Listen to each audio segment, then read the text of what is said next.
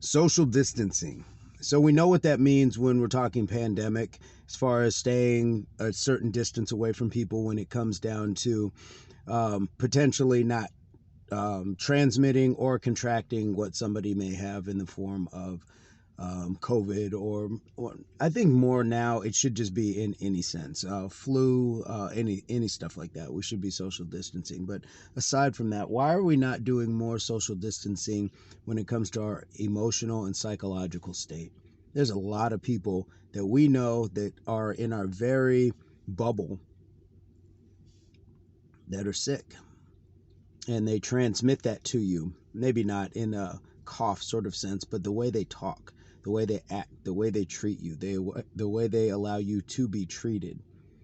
And that's a sickness in itself, much larger than a pandemic, because a vaccine is said to at least combat some of the physical ailments that people can have through sickness of the body. But when it comes to sickness of the mind, it's a much more daunting task to rid ourselves of. So think of distancing yourself from that friend who always wants to borrow money, or the family member, just the person who talks you down all the time, the person who cannot support the things that you're into doing, pursuing, whether it's your small business, going to school, weight loss, any of those things. When people aren't supporting that, you should probably look to social distance yourself from them. And it doesn't mean that you need a room full of yes men and cheerleaders for your causes. It means that you do need healthy support. You shouldn't have to explain it. People should just say, hey, if you're on board with that and they know you and they trust you to make positive decisions and moves in life, then they should be supporting that. Spot on.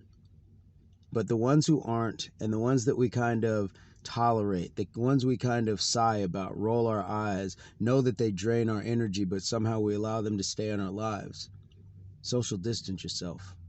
More than 6 feet, and really take the time to make yourself safe in the sense of not being stricken with somebody else's transmittable sickness of the mind.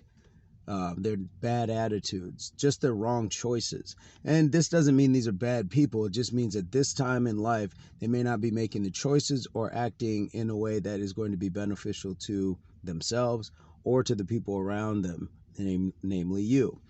So make those decisions. We do that for a lot of other things quicker. If we don't get the right service at a store, then we go to another store, or we, are quick to tell other people how bad that is, things like that. So I understand it's a little different when you are emotionally invested, sometimes physically, sexually, things like that. But those are the biggest reasons in which to separate yourself, because you have been most vested. So think of it, if you're talking about vested, if it was money, if you kept taking huge losses on something that was an investment, you would probably stop your investments. You would probably pull your money out.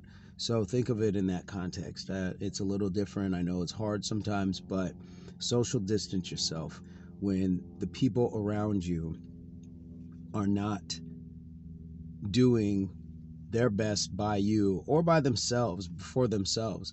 It's tough sometimes, and it's tough to decipher. It's tough to see red flags at times, but sometimes it's much easier. Think of the person coughing in the store. You immediately know, I don't want to be standing next to them. Or if they're constantly blowing their nose and sniffing. There's a lot of people who that's their actions towards you or towards the next person, and we overlook it because it doesn't look like sickness. It looks normal. But coughing and sneezing does not look normal. We know those are signs to be sick. So start to recognize the signs of sickness in people's attitudes, their psychological and emotional and behavioral health, and make sure that it's not transmitting to you. I'm going to leave it at that. Hopefully this helps. And guys, have a fantastic day. Peace, love, unity, solidarity.